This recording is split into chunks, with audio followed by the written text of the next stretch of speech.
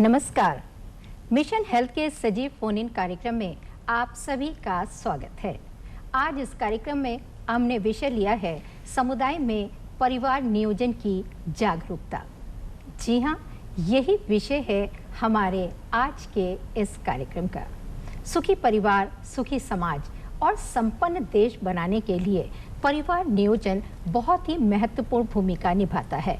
देश की आबादी को नियंत्रित करने के लिए, देश की प्रगति और विकास के लिए परिवार नियोजन के साधनों को अपनाना बेहद ज़रूरी है। परिवार नियोजन के लिए कौन कौन से साधन हैं, कौन कौन सी विधियां हैं जिनको अपनाया जा सकता है और इसके लिए डॉक्टरी सलाह कितनी ज़रूरी है, साथ ही साथ समुदाय को किस तरह से जागरूक किया जा सकता है, इन्हीं तमाम पहलुओं पे विस्तार से जानकारी देने के लिए आज स्टूडियो में मौजूद हैं doctor Aruna Narayan.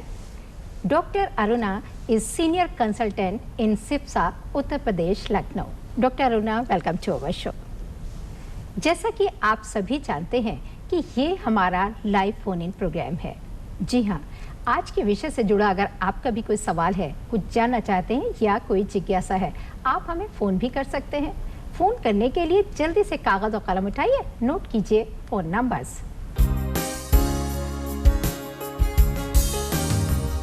Phone numbers इस प्रकार से हैं 052222055756, दूसरा नंबर 052222888698 और एक नंबर और नोट कीजिए 0522401598। फ़ोन आप ज़रूर करें, लेकिन फ़ोन करने से पहले टीवी सेट की आवाज़ को थोड़ा सा कम कर दें और सवाल को संक्षिप्त रखें। तो बस हमें आपकी फ़ोन कॉल्स का इंतज़ार रहेगा। डॉक्टर साहिबा, ये हमारा लाइव फोन इन प्रोग्राम है, तो जाहिर सी बात है कि कॉलर्स के फ़ोन आने शुरू हो जाएंगे। जी। लेकिन उससे पहले हम आपसे ये ज़रूर समझना चाहेंगे कि देश के विकास के लिए, प्रगति के लिए और संपूर्ण स्वास्थ्य के लिए परिवार नियोजन कितना महत्वपूर्ण है और क्यों? जैसे कि कहते हैं कि परिवार नियोजन से एकदम समझ में आता है जी कि परिवार नियोजन मतलब आबादी को नियंत्रित रखना। केवल यही मतलब नहीं है परिवार नियोजन का। परिवार नियोजन का मतलब है माँ बच्चे का अच्छा स्वास्थ्य, परिवार का अच्छा स्वास्थ्य, संपन्न परिवार, समृद्ध परिवार, खुशहाल परिवार। क्योंकि परिवार अगर स्वस्थ है, संपन्न है, खुशहाल है, तो समाज भी खुशहाल होगा, संपन्न होगा और तभी हमारा प्रदेश और हमारा देश अच्छी प्रगति करेगा, विकासशील होगा। तो बहुत ज़रूरी है कि हम परिवार नियोजन को समझें, उसकी अवधारणा को समझें, उसको अपनाएं और अपने समाज को सुखी बनाएं। बिल्कुल। तो जी, देखा जाए तो परिवार नियोजन को मैं इस तरह से समझाती हूँ नॉर्मली कि जैसे जो पारिवारिक जीवन है उसके वो एक रथ है और उसके पति पत्नी दोनों पहिए हैं। तो अगर दोनों पहिए एक समतल पर इक्वल होकर के चलेंगे तो रथ बहुत समतल अच्छी तरीके से चलता रहेगा, स्मूथली। लेकिन अगर एक पहिए पे आप बहुत ज्यादा डाल दें और एक कम करेंगे तो वो टेढ़ा हो जाएगा। तो यानी कि परिवार को स्मूथली चलाने के लिए दोनों पहियों को तालमेल जरूरी है। जरूरी है और उसके लिए जरूरी है कि पति पत्नी में अच्छी समझ हो, परिवार को नियोजित करने के लिए उनके मन में एक अच्छा प्लानिंग हो और उसको अच्छी तरह से वो अमल करें। बिल्कुल। तो ये बहुत ज़रूरी है। तो इसके लिए सबसे ज़रूरी है कि लोग ये समझें कि विवाह करते ही कम से कम 2 वर्ष तक किसी भी प्रकार का बच्चों का के विषय में न सोचें। एक दूसरे को समझें, एक दूसरे से आपसी समझ बनाएं, परिवार को समझें, अपने करियर को समझें और देखें कि हम लोग इस लायक हों कि हम लोग अच्छे स्वावलंबी हैं, परिवार को समझ रहे हैं, अपनी जिम्मेदारियों को समझ रहे हैं, उसके बाद ही वो गर्भधारण के बारे में सोचें। बिल्कुल। इस वक्त एक कॉलर जुड़ गए हैं, सौरभ पाठक हैं ग्रेटर नोएडा से। हेलो। हेलो, नमस्ते मैम। जी नमस्ते, स्वागत है आपका मिशन हेल्थ कार्यक्रम में। प्लीज अपना सवाल पूछिए। जी ma'am, thank you ma'am. Ma'am, मेरा प्रश्न है, कोई भी शिक्षित व्यक्ति इस प्रकार लोगों को परिवार नियोजन के प्रति जागरूक करके समाज कल्याण में अपनी भूमिका निभा सकता है? Thank you ma'am.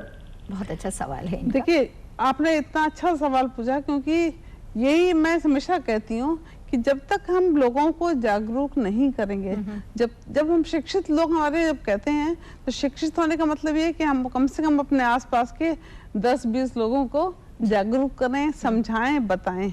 तो अगर हर शिक्षित व्यक्ति ये समझने लगे, अपनी जिम्मेदारी समझे कि खुद तो वो परिवार नियोजित रखे ही और अपने आसपास के लोगों को भी समझाए। कम से कम ये कि जिन लोगों के संपर्क में आप रेगुलरली आते हैं, आप उन्हीं को समझाइए कि परिवार को स्वस्थ रखने का सबसे बड़ा गुरु मंत्र है कि उसको नियोजित रखा जाए। छोटा परिवार ही सुखी परिवार का समझ लीजिए कुंजी होती है। तो जो परिवार छोटा होगा उसमें माँ और बच्चे दोनों स्वस्थ होंगे। माँ बच्चा स्वस्थ होगा तो पति भी खुश रहेगा, परिवार में खुशहाली आएगी, माँ बच्चे के अच्छी देखभाल कर सकेगी।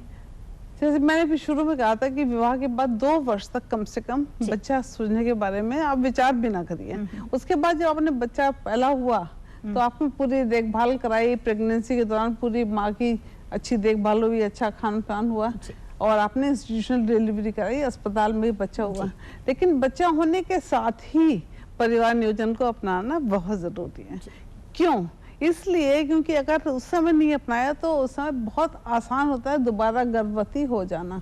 और अगर छोटा बच्चा है और आप दोबारा गर्भवती हो गई तो आप स्वयं भी बीमार हैं, बच्चे की देखभाल भी नहीं कर पा रही हैं, परिवार को देख भी नहीं पा रही हैं, आप भी दुखी हैं, बच्चा भी दुखी है, परिवार भी दुखी है। तो जरूरी है कि दूसरा बच्चा कम से कम 3 वर्ष के बाद आए। तो पहले प्रसव के पश्चात, तत्काल पश्चात कोई न कोई साधन अवश्य अपनाना चाहिए। ये बहुत जरूरी है और ये बात हर शिक्षित व्यक्ति हर उस व्यक्ति को बता सकता है जिसको कि लगता है कि इसको शायद पूरी जानकारी नहीं है। अगर हमारे सारे शिक्षित व्यक्ति इस चीज को सोचने लगे तो हमारे समाज में बहुत बड़ी क्रांति आएगी। और हर व्यक्ति सोचेगा, क्योंकि बहुत से लोग पढ़े लिखे नहीं है, बहुत से लोगों को जानकारी नहीं है, बहुत से लोगों को ये नहीं पता कि हम परिवार छोटा रखेंगे तो हमें सिर्फ हमारा नियोजित ही नहीं हो रहा है, हमारा परिवार सुखी और संपन्न भी हो रहा है, क्योंकि हम बच्चे की अच्छी देखभाल कर पा रहे हैं, हम बच्चे को अच्छे साधन दे पा रहे हैं, अच्छी परवरिश दे पा रहे हैं और उस बच्चे को हम अच्छा पढ़ाएंगे लिखाएंगे। आप खुद सोचिए कि अगर आपके पास 100 रुपए हैं तो अगर आप उसको 2 में बांटेंगे तो आप अच्छे से बांट सकेंगे। अगर वही आप 5 में बांटेंगे तो कम कम मिलेंगे। तो सीधी सी बात है कि जो संसाधन हमारे पास हैं वो हम अगर कम बच्चों में फासला रख के अगर हम उनको दें तो वो बच्चे ज्यादा स्वस्थ और सुखी रहेंगे, परिवार भी सुखी रहेगा, माँ भी सुखी रहेगी। तो बहुत ही जाहिर सी बात है। Thanks for calling. Next collar. Hello hello hello, स्वागत है आपका मिशन हेल्थ कार्यक्रम में। प्लीज नाम बताइए और सवाल पूछिए। हाँ नमस्ते मैडम, मेरा नाम नंदस्वरू मिश्रा, मैं बाराबंकी गांव बसोली बोल रहा हूँ जी। हाँ, मैं जानना चाहता हूँ कि कितने बच्चे रखना चाहिए जिससे अपनी सेहत के लिए भी ठीक हो और देश के हित के लिए भी ठीक रहे। और दूसरी चीज, इसमें महिलाओं की ज्यादा भागीदारी होनी चाहिए कि पुरुषों की? बताइए। देखिए, पहली बात तो ये कि सबसे अच्छा तो ये होता है कि 1 या 2 बच्चा सबसे अच्छा होता है। यदि आपको लगता है कि 1 बच्चे से आप संतुष्ट हैं तो 1 बच्चा ही काफी है, लेकिन 2 बच्चे से ज्यादा तो सोचना ही नहीं चाहिए। और ये बिल्कुल नहीं सोचना चाहिए कि मेरी 2 लड़कियां तो मुझे 1 लड़का हो जाए।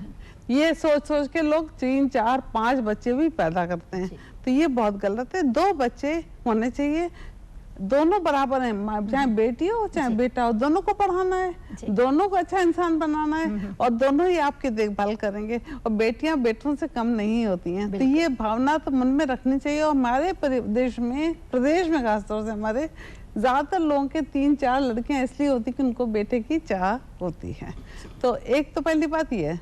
दूसरी बात ये कि जहाँ तक आप कहते हैं, मैं सोचती हूँ, जब मैं आप शुरू में भी कहा कि पति पत्नी रथ के 2 पहिए हैं, हम सोचते हैं कि पत्नियों को ही हमेशा नसबंदी करानी चाहिए, पत्नियों को ही गर्भ निरोध का कोई साधन उपयोग करना चाहिए। क्यों?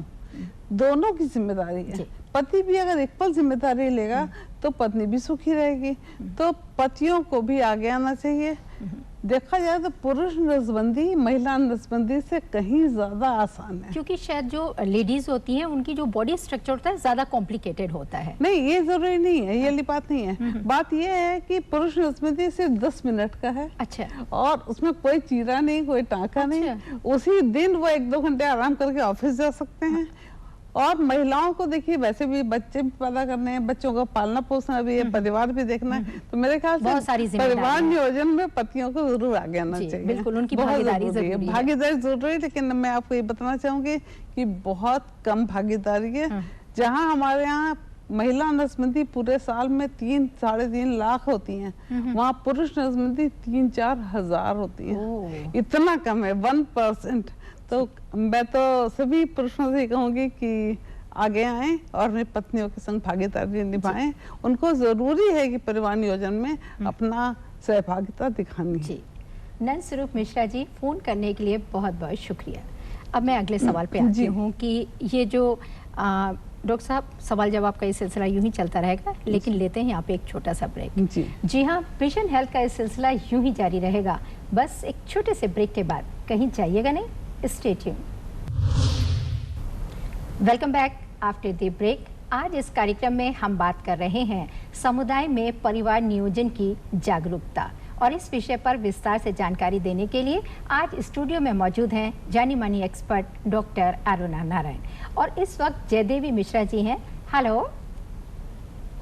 हेलो हेलो जयदेवी जी, आपका क्या सवाल है? हाँ हेलो, जयदेवी मिश्रा बोली बाराबंकी से। हमारा सवाल ये है कि कौन कौन सी बीमारी है जिसमें नसबंदी महिलाओं को नहीं कराना चाहिए? डॉक्टर साहब बताइए। देखिए, ऐसी कोई भी बीमारी नहीं है जिसमें महिलाओं को नसबंदी नहीं करानी चाहिए, लेकिन अगर महिला वाकई बहुत बीमार है, उसको तकलीफ है, तो उसको स्वस्थ होना जरूरी है। ऐसी स्थिति में पतियों को कराना चाहिए, क्योंकि अगर ऑलरेडी उनके पास कई बच्चे हैं और वो अस्वस्थ चल रही है, तो पुरुष को आगे आकर के अपनी नसबंदी करानी चाहिए। जयदेवी मिश्रा जी, हम उम्मीद करते हैं कि आपको अपने सवाल का जवाब जरूर मिल गया होगा। अब मेरा अगला सवाल आपसे ये है कि जो ये परिवार नियोजन है, ये तो व्यक्तिगत प्रयास है, तो फिर समुदाय को जागरूक करने की क्या आवश्यकता है? देखिए, ऐसा है, देखा जाए तो परिवार नियोजन व्यक्तिगत निर्णय है, लेकिन जागरूकता समाज की ही जरूरी है, क्योंकि समाज जागरूक होगा तभी हमारे सभी लोग जागरूक होंगे और तभी वो व्यक्तिगत निर्णय ले पाएंगे। तो इसलिए जरूरी है कि हम समुदाय को जागरूक करें, जिससे एक व्यक्ति से दूसरे व्यक्ति तक ये बात पहुंचती है कि नहीं भाई, ये तो बिल्कुल आसान है, इसमें तो कोई दिक्कत नहीं है, और जब से मैंने कराया नसबंदी उसमें कोई दिक्कत नहीं हो रही है। तो एक व्यक्ति जो दूसरे व्यक्ति को बताता है, जो कि समाज बनाता है, तभी वो चीज सफल होती है। बिल्कुल जी। अगला सवाल मेरा आपसे ये है कि आमतौर पे देखा जाता है कि हमारे देश में बहुत सारी परंपराएं हैं, आस्थाएं हैं, तो उसके चलते हुए लोग परिवार नियोजन को नहीं अपना पाते हैं, हेजिटेट करते हैं। तो ये जो हिचक है, इसको कैसे दूर किया जा सकता है? क्या प्रयास किए जा रहे हैं इसके लिए? बिल्कुल, देखिए, हिचक ही सबसे बड़ी चीज है। एक तो ये है कि पुरुषों में एक हिचक है कि अगर हम नसबंदी अपनी करा लेंगे, उनको मालूम है कि 2 बच्चे हो गए, 3 बच्चे हो गए, अब हमें बच्चे नहीं चाहिए, लेकिन उनको हिचक रहती है कि ऐसा तो नहीं कि मैं अपनी नसबंदी करा लूं तो मैं कमजोर हो जाऊं शारीरिक रूप से, या मैं नॉर्मल पारिवारिक जीवन का आनंद ना उठा पाऊं, या मुझे कोई और ऐसी दिक्कत हो जाए। तो ये हिचक दूर करने के लिए हम लोग बराबर बहुत सारे पोस्टर्स भी लगवा रहे हैं, विज्ञापन भी दे रहे हैं, टीवी के थ्रू, रेडियो के थ्रू प्रचार प्रसार भी कर रहे हैं, और यहाँ तक कि हमारी सभी स्वास्थ्य इकाइयों में इस तरह के हम लोग स्लोगन्स वगैरह भी लिखवाते हैं कि पुरुष नसबंदी में किसी भी प्रकार का कोई समस्या नहीं आती है, और मनुष्य व्यक्ति जो है वो बिल्कुल अपने पहले की तरह ही अपना जीवन यापन कर सकता है। कोई कमजोरी नहीं आती, ना तो किसी शारीरिक रूप से, ना ही किसी मानसिक रूप से। चलिए, ये बहुत अच्छा किया आपने कि इस कार्यक्रम के जरिए से आपने ये जो गलतफहमी थी इसको दूर किया। दूसरी चीज थोड़ा सा कॉन्डोम्स हैं, हमारे यहाँ लोग बहुत अच्छे से यूज करते हैं, और खासतौर से हमारे प्रदेश में इसको काफी स्वीकार्यता है, लेकिन लोगों को लेने में दिक्कत होती है। कहाँ जाएं, किससे लें, किससे मांगे? आशा से लेने में हिचक होती है क्योंकि महिला है, एएनएम से कैसे लें? इसके लिए हम लोगों ने भी एक नया काम शुरू किया है, हर स्वास्थ्य इकाई में कंडोम बॉक्सेस लगवा दिए हैं। और ये कंडोम बॉक्सेस ऐसी जगह पर हैं जो कि काफी प्राइवेट भी है, कि वहां जाके आसानी से ले तो सकते हैं, लेकिन लोगों को पब्लिकली दिख भी नहीं रहा है। और आपकी मर्जी के हिसाब से आप जितने चाहें उतने पैकेट ले सकते हैं, ना कहीं कुछ लिखवाना है, ना कहीं आपको चढ़वाना है कि मैंने इतने लिए। आप ना लें और लेके अपने घर जाएं। तो ये आप इस्तेमाल कर सकते हैं हर स्वास्थ्य इकाई में, चाहे वो हमारा जिला चिकित्सालय है, चाहे सीएससी है, चाहे पीएससी है, और चाहे सब सेंटर है, हर जगह कंडोम बॉक्सेस हैं, आप कंडोम्स को ले सकते हैं। तो हिचक दूर करने के लिए ये भी बहुत हम लोगों ने अच्छा प्रयास किया है। एक बहुत अच्छा प्रयास और नया हुआ है, ये मिशन परिवार विकास का जो कार्यक्रम चल रहा है उसके अंतर्गत, उसमें हम लोगों ने नई पहल किट देना शुरू किया है। होता क्या है कि हमारे यहाँ नॉर्मली विवाह हो गया और विवाह के बाद जब पहला बच्चा पेट में आ गया तब पता चला कि हमको परिवार नियोजन भी करना चाहिए था। कई बार लड़कियों को नहीं होता पता और वो लोग सोचती भी नहीं है, वो सोचती है कि हम शादी के 2-4 साल बाद ही बच्चा पैदा करेंगे, लेकिन उनको चूंकि परिवार नियोजन के किसी साधन की जानकारी ही नहीं है और ना उन्हें ये मालूम कि उन्हें कहाँ मिलेगा, तो इस चक्कर में एक हिचक संकोच में ही रह जाती हैं और वो प्रेग्नेंट हो जाती हैं। तो इसके लिए हम लोगों ने शुरू किया कि जितनी भी नई शादियां होंगी या तो एकदम होने वाली तय हो गई या जस्ट आफ्टर मैरिज, आशा जो गांव की है वो उस दंपति से जाके मिलती है और एक बहुत अच्छा सा उपहार देती है, हम लोग नई पहल किट कहते हैं। तो नई पहल किट जो है इसमें पति पत्नी दोनों के लिए श्रृंगार की वस्तुएं तो ही, बिंदी, शीशा, कंघा, चूड़ी, इस तरह की चीजें तो ही हैं। उसमें बहुत सारे साधनों के बारे में लिखा हुआ है, बहुत अच्छा डायग्रामेटिक होता है, इसमें देख करके समझ जाएं कि हम क्या क्या यूज कर सकते हैं और कुछ साधन भी दिए होते हैं उस बैग में। उसमें निरोध भी रखा है और गोलियां भी रखी हैं, उसके अलावा आपका इमरजेंसी कॉन्ट्रासेप्टिव पिल भी रखी हुई है और उसमें ये लिखा भी हुआ है किस तरह से यूज करो और कहाँ जाके मिलो। आशा जब पहली बार मिलती है उन लोगों से तो उनको ठीक से बताती भी है। तो एक तो ये हम लोगों ने हिचक दूर करने किया। एक अभी हम लोग नया प्रयास कर रहे हैं, सभी लोग को जान रहे होंगे कि हर आशा के एरिया में सास बहू सम्मेलन हो रहा है। क्योंकि नॉर्मली देखिए क्या होता है कि शादी हुई तो सास ही सबसे पहले कहती है दूधो नहाओ पूतो भलो, बिटिया शादी हो गई अब साल भर के अंदर बच्चा आ जाना चाहिए। तो ये जो चीज है ये अब बदल रही सोच, इस सोच को बदलने के लिए हम लोगों ने ये सास बहू सम्मेलन शुरू किए। एक तरह से मेला टाइप का होता है जिसमें मेहंदी के कार्यक्रम भी होते हैं, कुछ खेल होते हैं, कुछ प्रतियोगिताएं होती हैं और साथ में जानकारी भी दी जाती है कि एक ही मंच पे सास और बहुओं को ये बताया जाता है कि शादी के बाद जल्दी ना करो, 2-3 साल तक उनको समझने तो एक दूसरे को, आपको भी समझने तो, जिससे कि 2-3 साल तक बच्चा ना आए और उसके बाद जब बच्चा आए तो उसकी अच्छी देखभाल हो और उसके कम से कम बच्चा होने के बाद 3 साल तक फिर कोई बच्चा नहीं होना चाहिए। तो ये सब चीजें हम लोग हिचक दूर करने के लिए कर रहे हैं। ये बहुत अच्छी पहल है। और अब रुकते हैं एक छोटे से ब्रेक के लिए। जी हाँ, अब वक्त हो गया है एक छोटे से ब्रेक का, कहीं जाइएगा नहीं, देखते रहिए हमारा कार्यक्रम मिशन हेल्थ। मिशन हेल्थ कार्यक्रम में आपका एक बार फिर से स्वागत है। आज इस कार्यक्रम में हम बात कर रहे हैं समुदाय में परिवार नियोजन की जागरूकता, और इस विषय पर विस्तार से जानकारी देने के लिए आज स्टूडियो में मौजूद हैं डॉक्टर अरुणा नारायण। डॉक्टर साहिबा, मेरा एक इम्पॉर्टेंट सवाल आपसे ये है कि परिवार नियोजन के लिए, फैमिली प्लानिंग के लिए कौन कौन से साधन उपलब्ध हैं और क्या कुछ नए साधन भी आए हैं? जी देखिए, ऐसा है कि हम लोग पास स्थायी साधन होते हैं यानी कि परमानेंट, जिनको पलटा नहीं जा सकता, और अस्थायी साधन होते हैं जो कि बदल सकते हैं, यूज करते रह सकते हैं, हटा सकते हैं उसे। तो स्थायी साधन तो उन लोगों को अपनाने चाहिए जिनको लगता है कि हमारा परिवार पूरा हो गया। जैसे कि मैंने कहा कि नॉर्मली 2 बच्चे, अगर किसी के तीसरा हो गया तो 3 के बाद तो पक्का ही बंद करा लेना चाहिए। तो पुरुष नसबंदी जो कि बहुत सिंपल है, बिना चीरा बिना टाका 10 मिनट का काम, और उसी दिन आप ऑफिस भी जा सकते हैं और पूरी जिंदगी का आराम है। बिल्कुल। महिला नसबंदी में दूरबीन विधि भी है, मिनी लैब भी है, दोनों ही विधियां बहुत आसान है, महिलाएं आसानी से करवा सकती है। लेकिन सबसे आसान जो नसबंदी करवाना होता है वो होता है प्रसव के तुरंत बाद। अगर प्रसव के तुरंत बाद आप 1 हफ्ते के अंदर नसबंदी कराते हैं तो आपको कोई तकलीफ भी नहीं होती, आपको गवर्नमेंट अच्छा इंसेंटिव भी देती है और आप बिल्कुल अच्छे से सुरक्षित रूप से घर जा सकते हैं करवाने के बाद।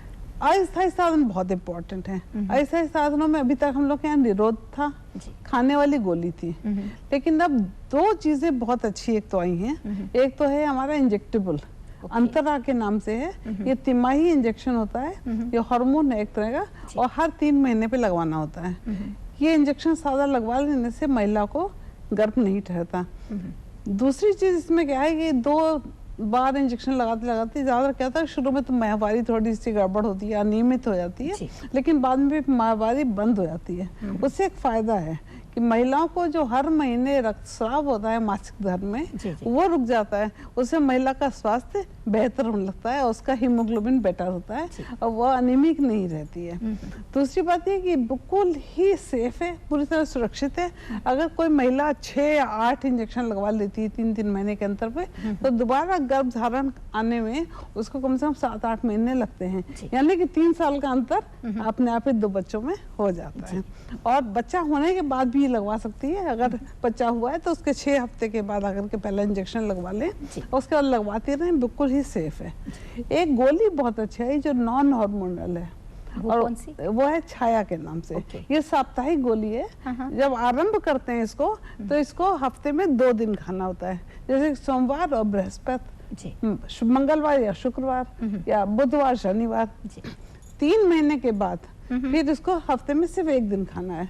तो जिस दिन आपने शुरू किया उसी दिन आप बस खाएंगे। जैसे अगर आपने सोमवार और बृहस्पति शुरू किया था तो फिर आप सिर्फ सोमवार खाते रहेंगे। और ये गोली बहुत लोकप्रिय हो रही है।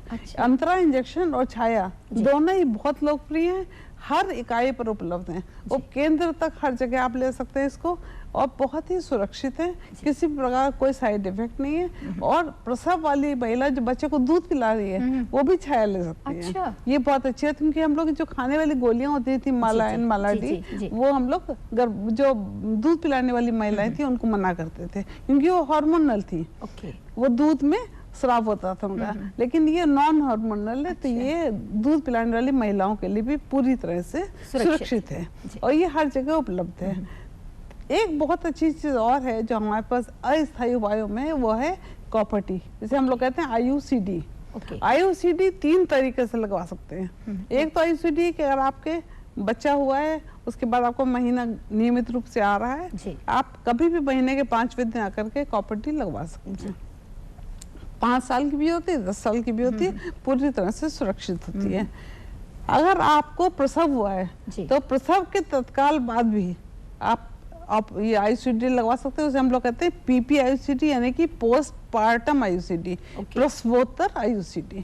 ये बहुत अच्छी होती है, क्योंकि अगर प्रसव के तुरंत बाद आपने लगवा लिया 24 घंटे या 48 घंटे के अंदर, तो ये आपको 5 साल 10 साल के लिए सुरक्षा देती है। यहाँ तक कि अगर किसी महिला को अनचाहा गर्भ ठहर गया और वो उसका गर्भपात कराना चाहती है, चाहे वो मेडिकल अबॉर्शन करा रही, चाहे वो MTP करा रही है, उसके तुरंत बाद भी आप IUCD लगवा सकते हैं, जिसे हम लोग कहते हैं पोस्ट अबॉर्शन IUCD। उसको लगवा के भी आप 5 साल या 10 साल तक के लिए पूरी तरह सुरक्षित रह सकते हैं। और ये IUCD लगने से ये कि आप भूल भी जाएंगे तो आपको कोई चिंता नहीं है। गोली के लिए आपको नियमित रूप से हर सप्ताह में खाना होगा, इंजेक्शन आपको हर 3 महीने पे लगवाना होगा। इसको लगवा के आप 5 साल या 10 साल की जो भी लगवाइए, उसके बाद आप आराम से भूल जाइए और आप सुरक्षित हैं। तो जिन महिलाओं को ये लगता है कि उनको भी कुछ दिनों वेट करना चाहिए, तुरंत नसबंदी हम नहीं करना चाहते, बच्चा अभी दूसरा हुआ है, तो आप PPIUCD या PIUCD के लिए जाएं। बहुत ही सिंपल है, बहुत आसान है और बहुत सुरक्षित है। तो ये एक बहुत अच्छे साधन आ गए हैं। सबसे अच्छी बात है कि सरकार ने इसके लिए इंसेंटिवाइज भी कर रहे हैं। क्योंकि अगर कोई भी IUCD लगवाता है, PPIUCD या PIUCD है, तो उसके बाद 2 बार फॉलो अप के लिए 150 रुपए मिलते हैं महिला को, यानी कि 300 रुपए क्लाइंट लाभार्थी को मिलते हैं कि वो आकर के अपने IUCD को लगवाए और चेक करवाए। जी बिल्कुल, बहुत अच्छी बात जानकारी दी इस बारे में। मैं आपसे ये भी जानना चाहूंगी, जैसे आपने बहुत सारे जिक्र किया साधनों का कि बहुत सारे परमानेंट एंड टेम्परेरी मेथड्स हैं। अब आप ये बताइए कि किसको कौन सा मेथड अपनाना चाहिए, इसके लिए क्या एडवाइस करेंगे आप हमारे? देखिए, विवाह के तुरंत बाद, जैसे मैंने कहा कि 2-3 साल तक बच्चा नहीं होना चाहिए, तो सामान्यतः सबसे आसान होता है कि पुरुषों के लिए कंडोम यूज करें। और अगर उनको लगता है कोई दिक्कत है या कोई प्रॉब्लम हो रही है, तो महिला छाया या अंतरा आराम से यूज कर सकती है। यहाँ तक कि खाने वाली जो सामान्य गोलियां होती हैं मालाडी मालायन, वो भी इस्तेमाल की जा सकती हैं। ये आसान से अस्थायी विधियां हैं। लेकिन जब पहला बच्चा हो गया, उसके बाद सबसे अच्छा ये होता है कि PPIUCD लगवा लें। बच्चा होने के तुरंत बाद जो प्रसवोत्तर IUCD होती है, उसे आप 5 साल के लिए आराम से लगवा लें, चाहे आप 3 साल बाद निकलवा दें, 4 साल बाद निकलवा लें, लेकिन आप 5 साल तक के लिए सुरक्षित हैं। और दूसरा बच्चा होने के बाद तो आपको तय करना है कि आपको नसबंदी करानी है, या भी आप एक बार IUCD और लगवाना चाहते हैं, या आपको इंजेक्शन कुछ दिनों लगवा के तब हम बंद कराएंगे। बहुत सी महिलाएं सोचती हैं कि बच्चा अभी हुआ है दूसरा, तो हम 1 साल तक वेट कर लें, तो कोई बात नहीं है, आप वेट करिए, आप अंतरा इंजेक्शन लगवाइए, बच्चा साल भर का हो जाए, 1.5 साल का हो जाए, उसके बाद आप नसबंदी करा लीजिए। डॉक्टर साहब, कार्यक्रम का समय समाप्त हो रहा है। आपने बहुत ही इम्पोर्टेंट जानकारी दी परिवार नियोजन के बारे में। जी हाँ, हम उम्मीद करते हैं कि डॉक्टर साहिबा ने जो आपको इम्पोर्टेंट जानकारी दी है, आप इस जानकारी का पूरा लाभ उठाइए और हाँ, दूसरों को भी जरूर बताइए। हाँ जरूर बताइए जी। और अब कार्यक्रम के आखिर में चलते चलते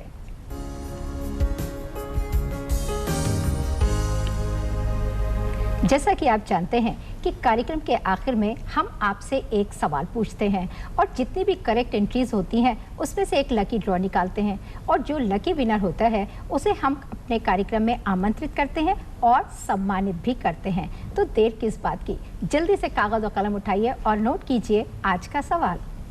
हमारा आज का सवाल है, परिवार नियोजन को सफल बनाने में व्यक्तिगत प्रयास जरूरी है या सामूहिक? जी हाँ, यही सवाल है और हमें पूरा यकीन है कि आपने इस सवाल को ज़रूर नोट कर लिया होगा और इस सवाल का जवाब आप हमें जल्द से जल्द डाक या ईमेल के ज़रिए लिखकर भेज सकते हैं। इसके लिए नोट कीजिए आप हमारा पता और ईमेल। हमारा पता है प्रस्तुतकर्ता मिशन हेल्थ, कमरा नंबर 205, दूरदर्शन केंद्र 24 अशोक मार्ग, लखनऊ 226001 और हमारा ईमेल आईडी है missionhealth.ddupLKO@gmail.com। आप हमें खत जरूर लिखें, हमें आपके खत का बेसब्री से इंतज़ार रहेगा। और इसी कामना के साथ आप सभी लोग स्वस्थ रहें, सुखी रहें, हंसते रहें, मुस्कुराते रहें और मिशन हेल्थ कार्यक्रम ज़रूर देखते रहें। डॉक्टर साहिबा, मैं आपका भी तहे दिल से शुक्रिया अदा करती हूँ। आप स्टूडियो में आई और इतनी इंपॉर्टेंट जानकारी दी। Thank you so much once again.